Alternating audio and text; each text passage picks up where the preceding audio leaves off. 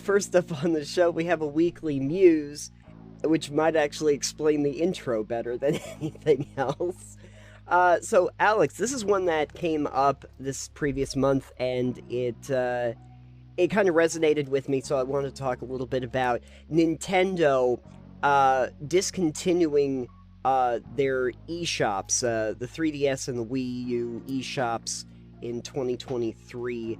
What that means is that it's actually going to either curtail or remove access to thousands of digital games that are part of their library. They're in that statement, basically, they had said that I think they're trying to do it so that it's all on like the Nintendo Switch store or like the Switch Access, but that doesn't necessarily mean that all of these titles are going to still be available. And so how much access you have to it is a little bit iffy. There is a very handy little multi-stage process that they're going to be going through for the shutdown. They've given... You mentioned you had a timeline. I have 3 basic dates that they've given so far. Okay. According to what I have for media in front of me, I'm just going to use the IGN article for a timeline because they make it pretty clear. Sure.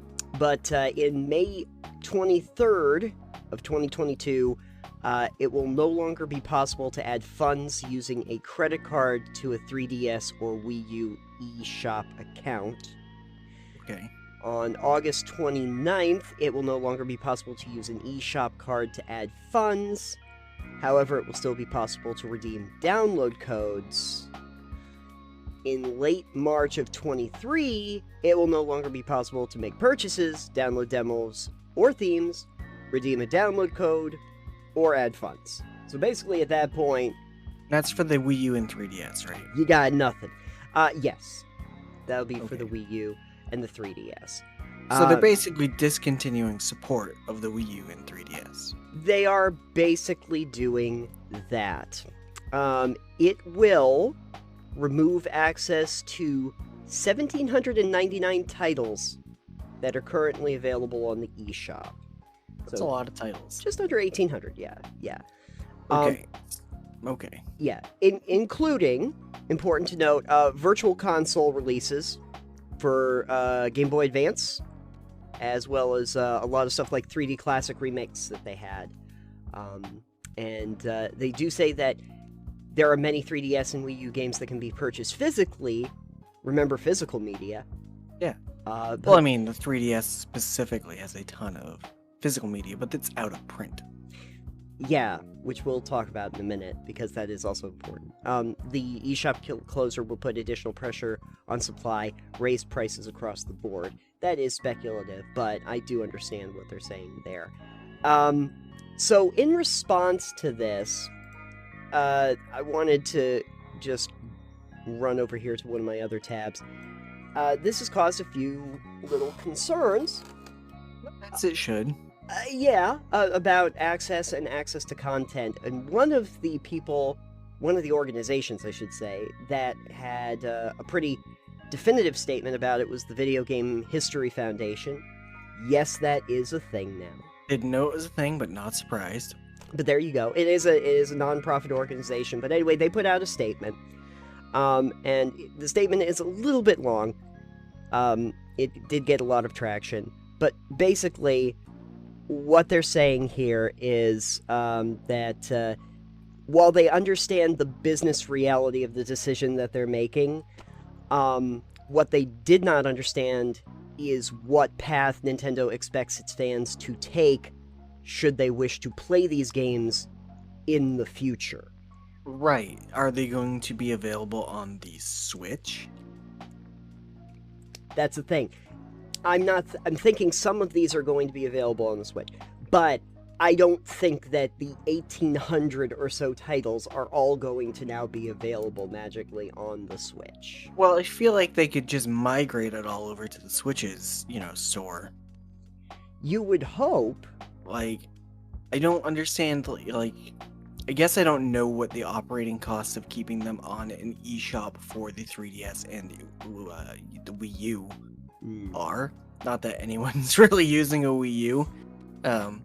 But like, I don't really know the operating costs to keep those games up on a server, you know, for the 3DS, or Right. how much money they're making, or how many people are still using those, for instance. Right. I think the major criticism and the statement that Video Game History Foundation left kind of explains the problem is, well, I'll read part of it, an excerpt. As a paying member of the Entertainment Software Association, Nintendo actively funds lobbying that prevents even libraries from being able to provide legal access to these games. Not providing commercial access is understandable, but preventing institutional work to preserve these titles on top of that is actively destructive to video game history.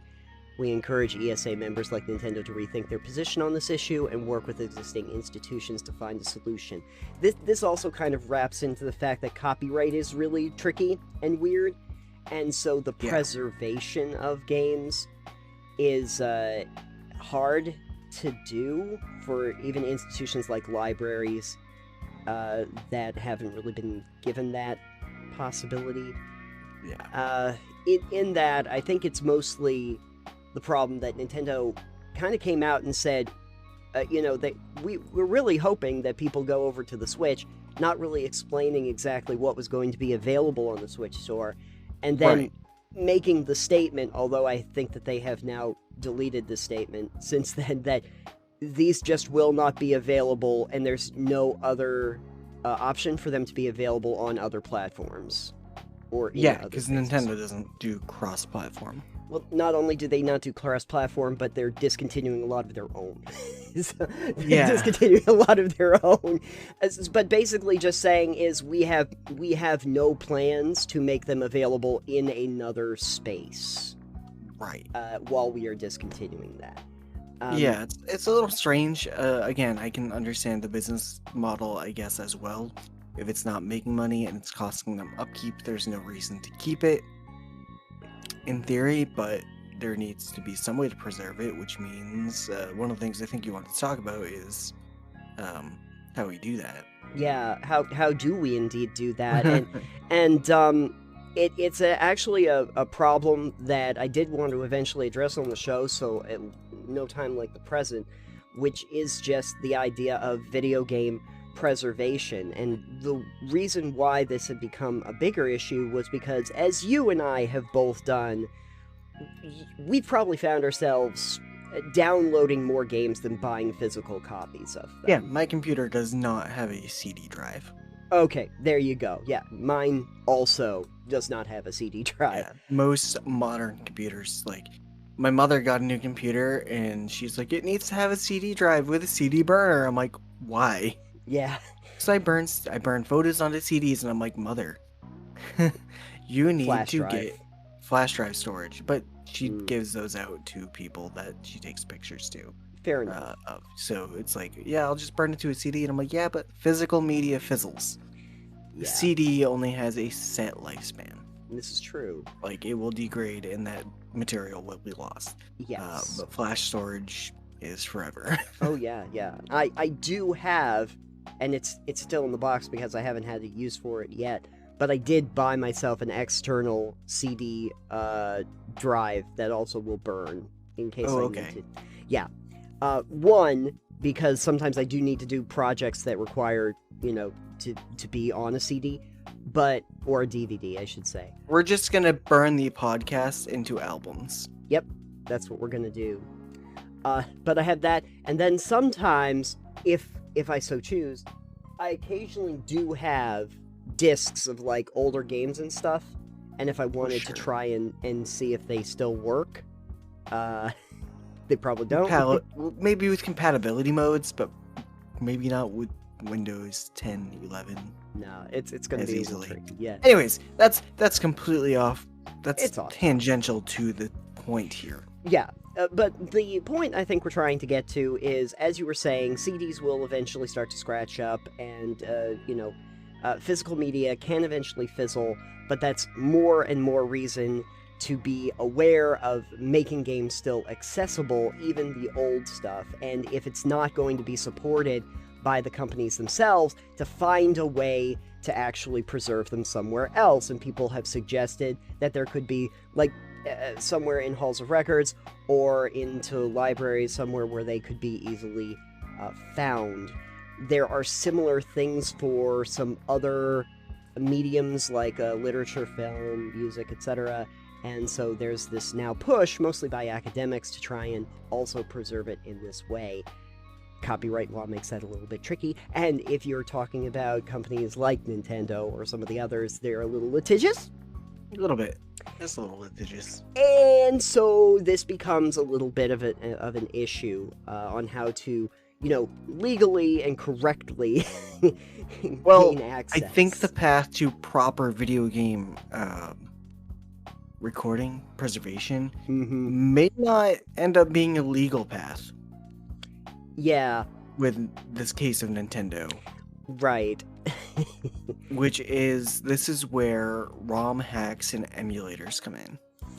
Yes, which I know there are many companies that are not pleased with those. No, Nintendo had a big lawsuit not that long ago. I think some ordinary gamers actually covered it, where somebody had like hacked and was basically selling stuff, and it's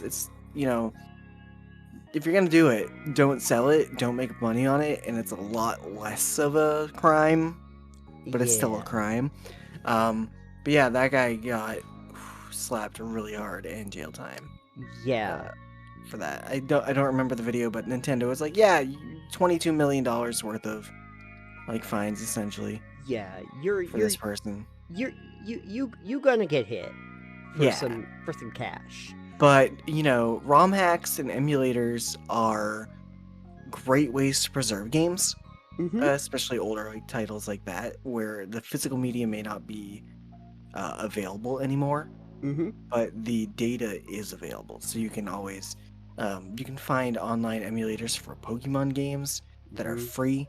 You can find hacks of games that are just, I don't know if you could heard that, sorry. No.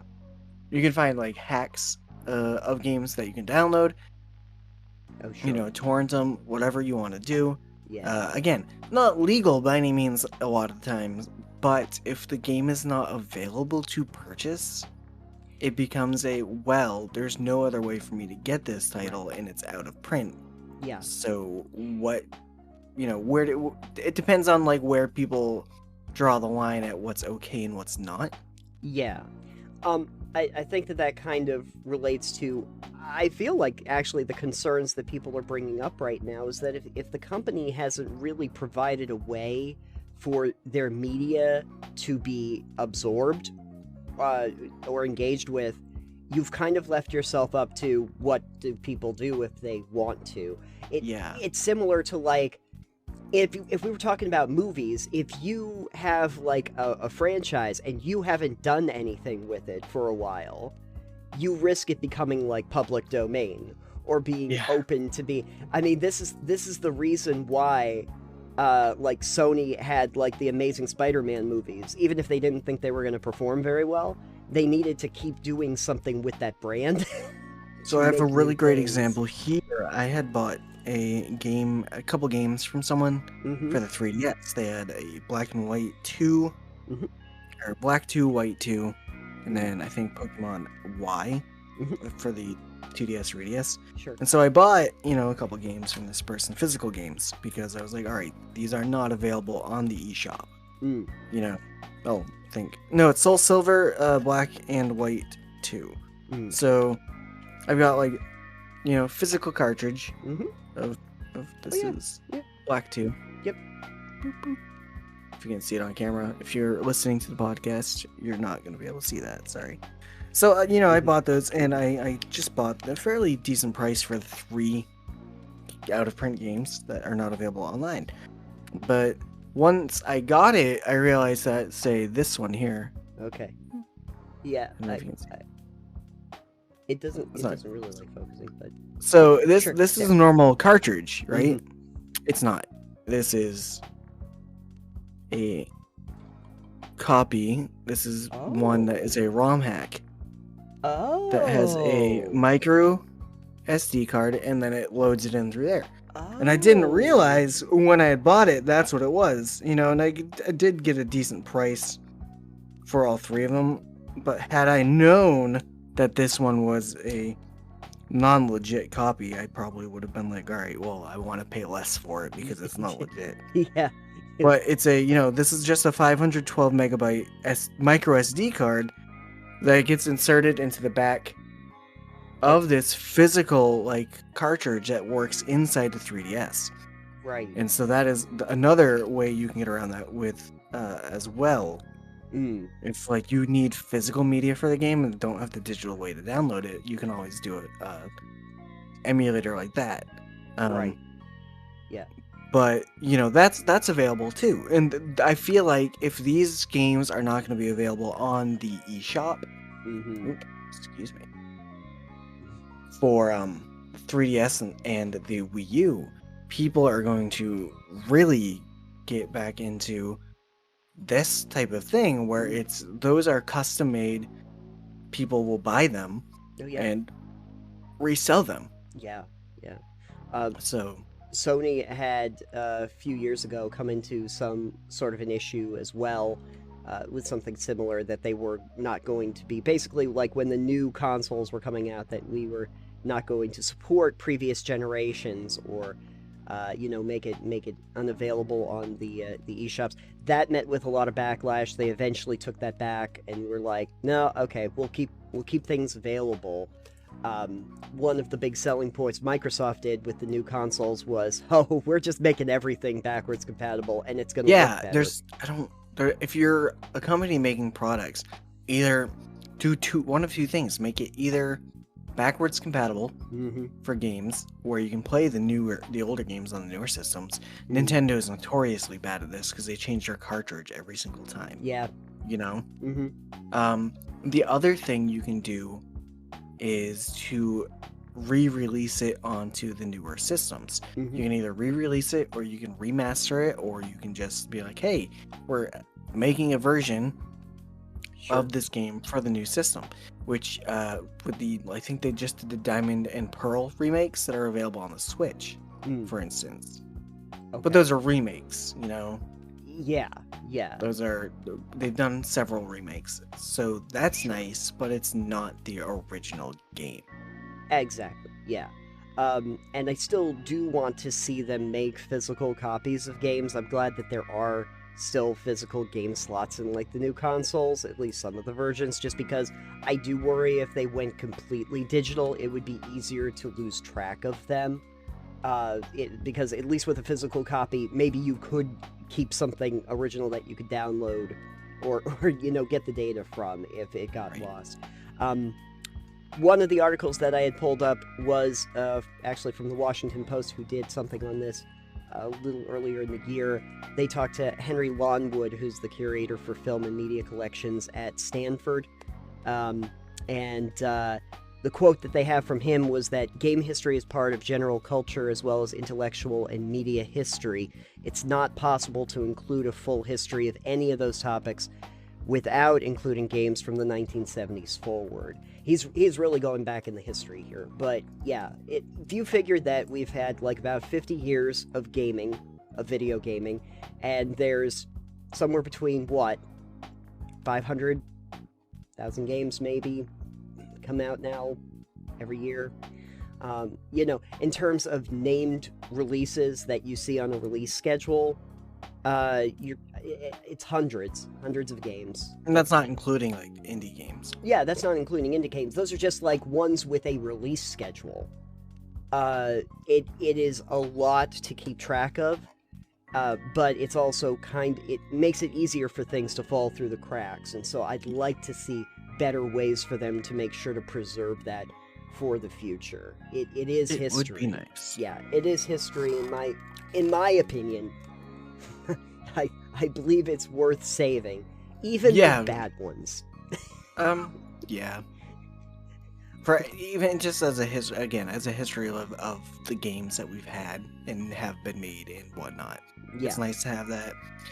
And I would like to see all video games eventually like backed up some sort of digitally way. digital way, yeah, in A some sort of digital way. digital capacity. And Yeah. I think the real way that that's going to happen is going to honestly end up just being through emulation and ROMs.